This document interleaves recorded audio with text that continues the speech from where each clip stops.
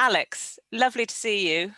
Hi. Thanks for joining me today. Actually, the first thing I noticed when I turned on was that you've got this intriguing thing in the middle of your forehead, like a bindi. Do you want to tell us about that? I do call it my bindi. It is with my MND. My hands are not very useful anymore. So the bindi is my mouse for the computer. There's a little camera on top of the monitor. Yeah. And I don't know, I think it shines infrared or something, and it can track my head movements. So if I just do that, that's moving the pointer across the screen and that kind of thing. I have to not be too expressive with my eyebrows or it jumps like.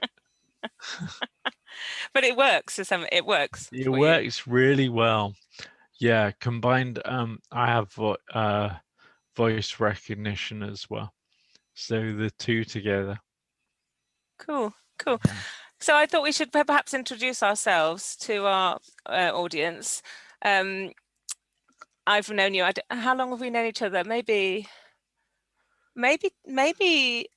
8 or 9 years. A bit. Yeah, that sounds about right. Yeah, Yeah. because our children are friends. Yeah. And then more recently, you've become a patient. So I think it's interesting that we have a sort of double relationship. Yeah. Many doctors don't have that with patients. Some by design, some because by opportunity. They don't have the opportunity for that. And there are many advantages of it, as you and I know, which is lovely for me. So I just thought, Alex, maybe would you just like to tell people your story, especially in relation to cold water swimming? Yeah.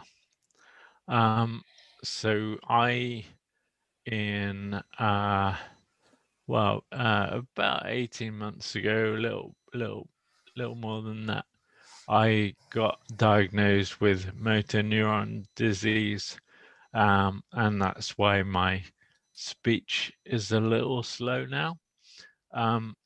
And before that, for about 10 years, I had been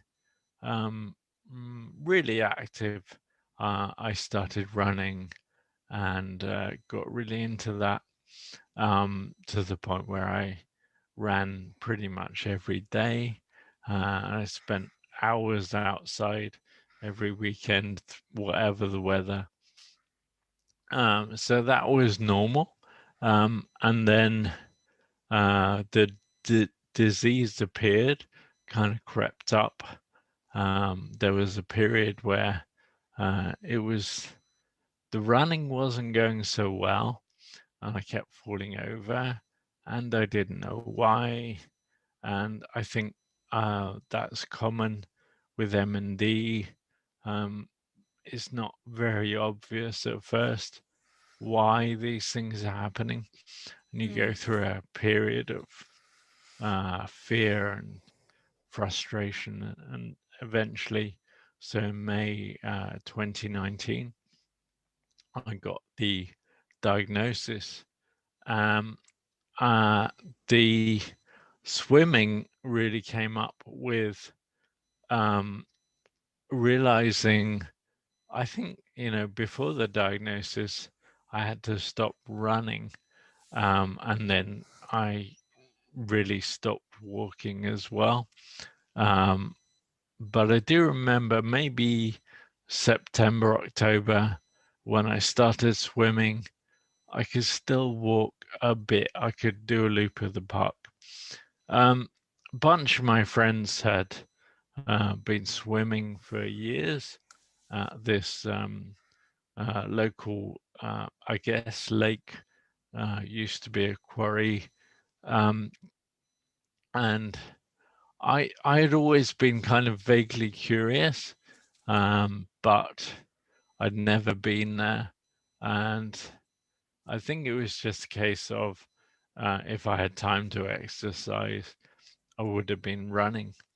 I was a bit bit focused on that. So I couldn't do that anymore. And actually, my wife Laura said, "Why don't you try going for a swim? You know, pretty sure you would like that." And I went with a couple of friends at that point, all pre-lockdown and all that Yeah. stuff. And I did love it, actually. It was surprising, but yeah, it's a special place, and I kind of got addicted, and initially those same two friends um, kept going with me every week, and because I was enjoying that and couldn't do much else, they supported me to keep going all through the winter.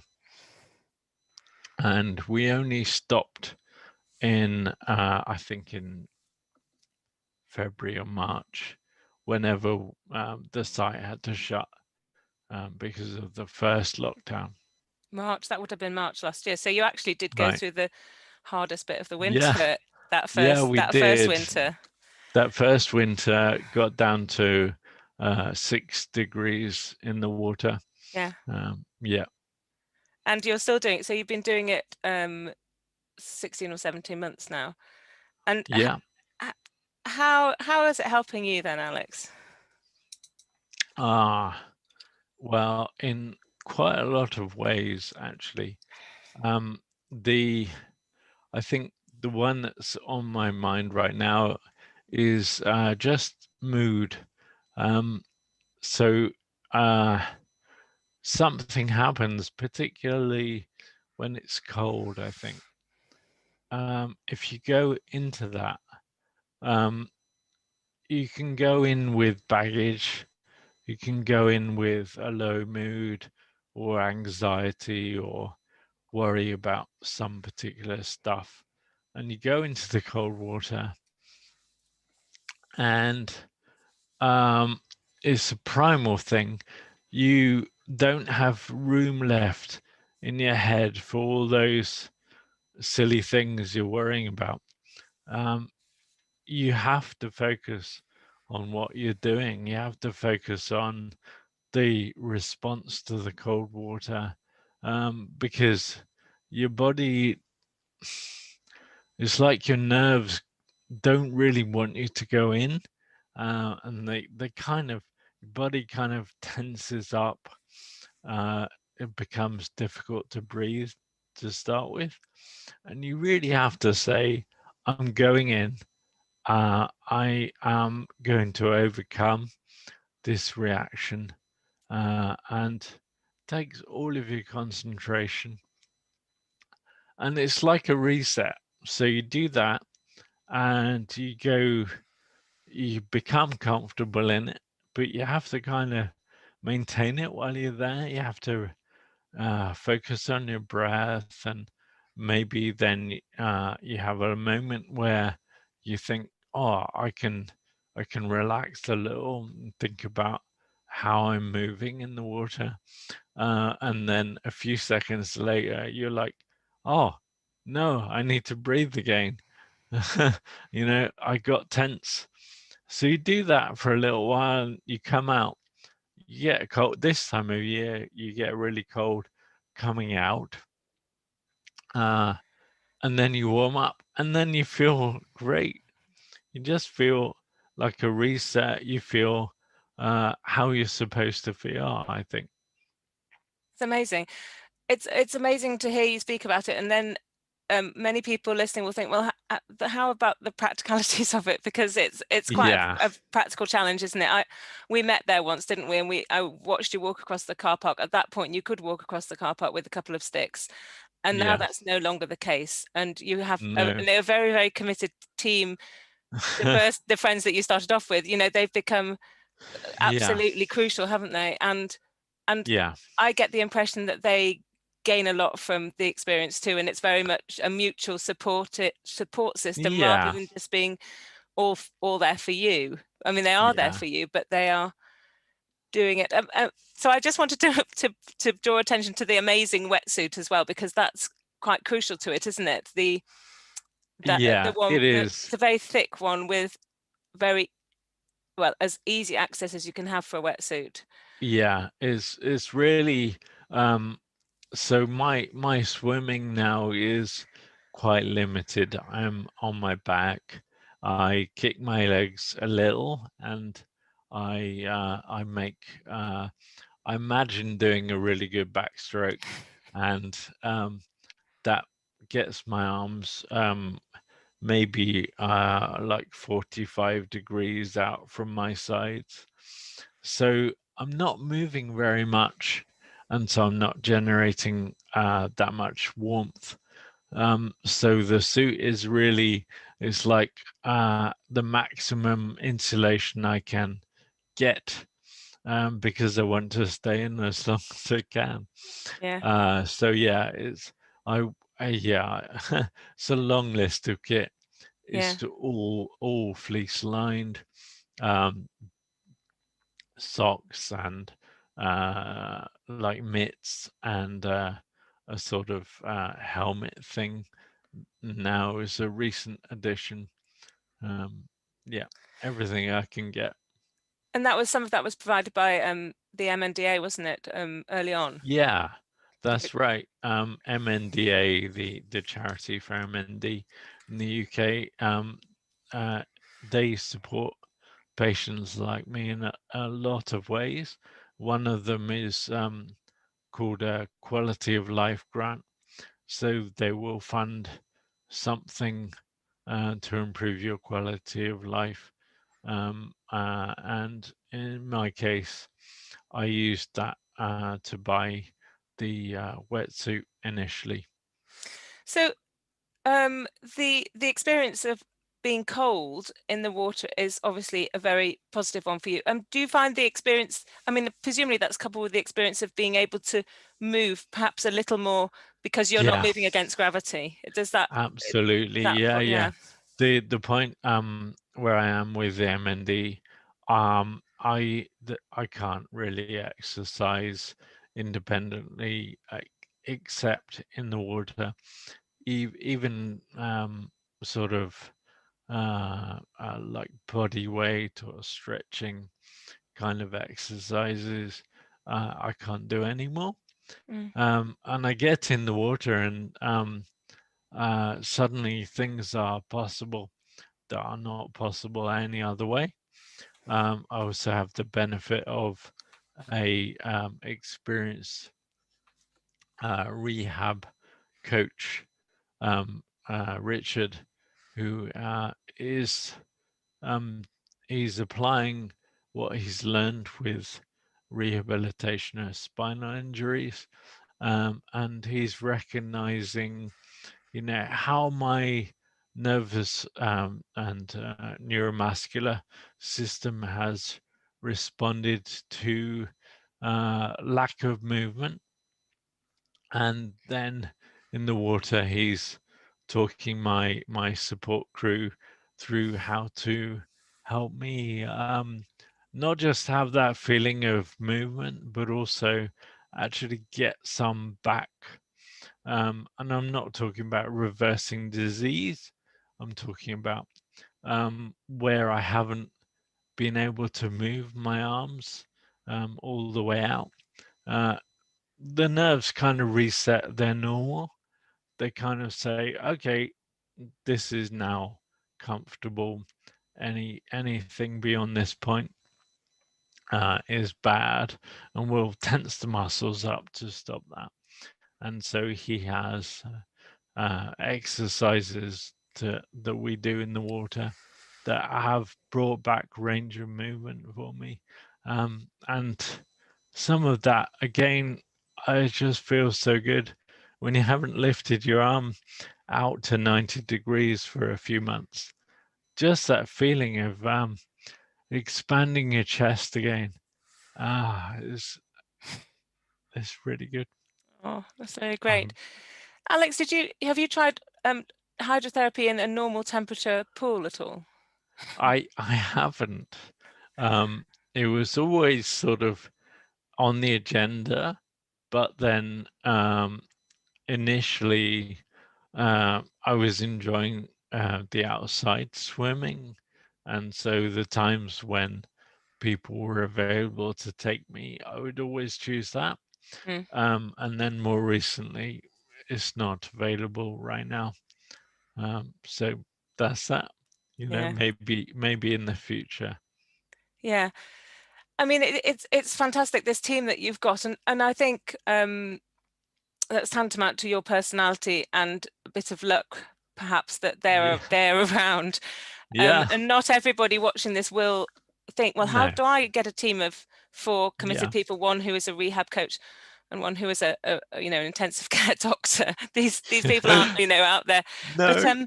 No. but this video is also thinking about looking at models of healthcare that are less based on medication and more based on empowering patients to do what they think might help them.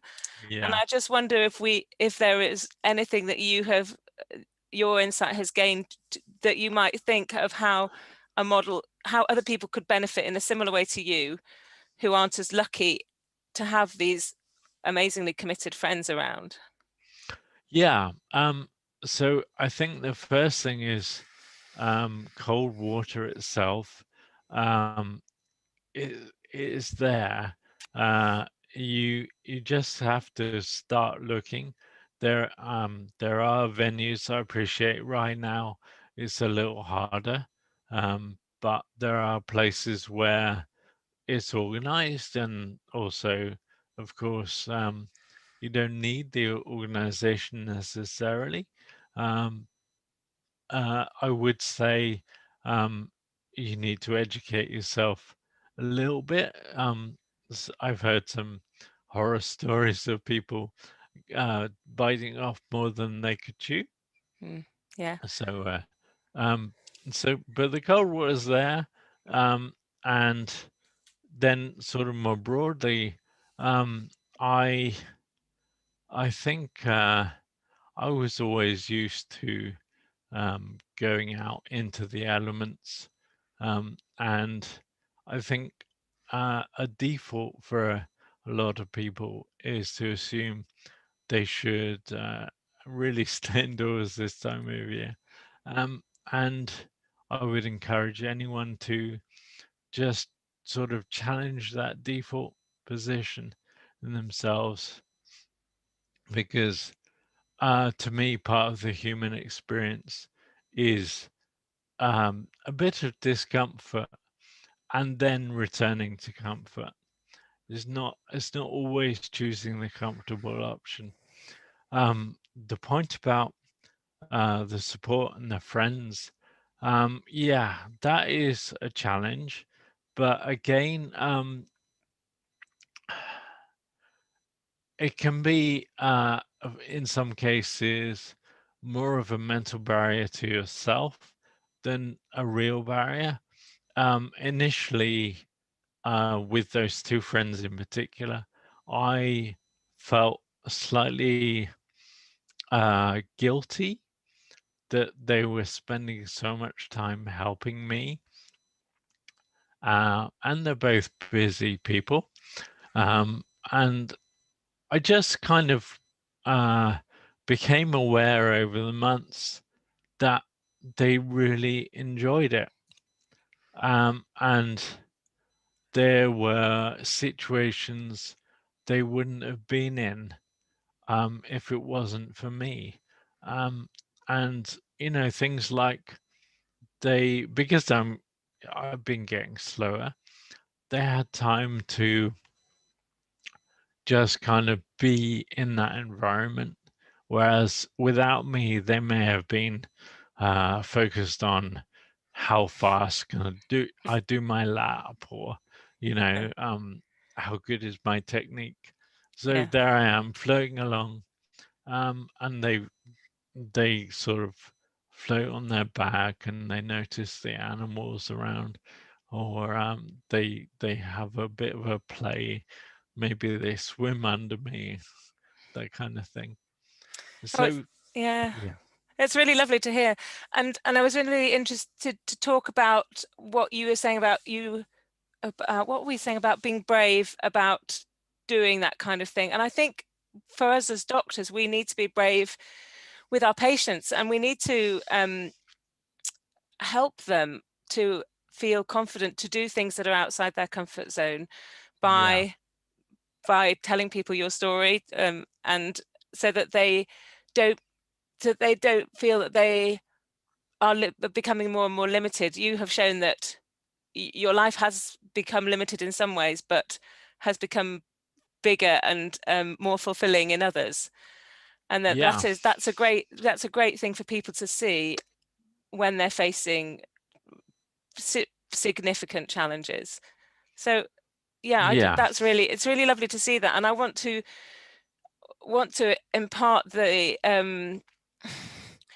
bravery from the doctors, but also from the patients, and that we must not make assumptions about people and their ambitions, and we can try and help them see what's out there and make the most of it, really. It's a bit grandiose, perhaps. Well, it's a funny thing. To me, I always think about it in a very sort of holistic way. The swimming is, it's an exercise, but it's also, that is the vehicle that I have been able to make some very strong friendships through that I never did before this point in my life. And that has been incredibly important to me with my illness. And it all goes together. It's sort of starting to value your own needs and share that with other people, and feel part of a little tribe, and explore some boundaries and limitations, and how can we overcome them together. It's it's amazing. It's not just exercise. It's life and it's meaning. It sounds really enriching, Alex. Is there anything else you'd like to say? I think the biggest thing I had to learn through all of this was to ask for help and accept it. And that I know for a lot of people, particularly with progressive illness and losing autonomy and agency, that is really tough. So you can get there, and it gets easier, and it's not just about what you need and how you're gonna get it. It's about building relationships with people, and it's I never understood that until my illness, and my life is richer because of it. And so I think it's worth, even though it is uncomfortable the first time you have to say, I need help with this, will you help me? Once you get through that, it's good. And it's interesting that you haven't actually needed much help from your doctor through all of this. No. We haven't seen each other we haven't had many medical conversations because you haven't needed the help that you might have looked for there, because you found it in other ways, haven't you? Yeah. I mean, I think it's worth mentioning. I do have weekly counselling through Dorothy House, and that's been a really important part too. and I take an antidepressant. So So, you know, Citalopram worked rather yeah, well for you, didn't it? yeah. I still, you know, sometimes I wonder maybe I should try reducing that, just to see how things are. But yeah, it the whole package is working for me. Alex, it's been really enlightening to talk to you. Thank you so much. You're And I'll very welcome. cheers. I'm going to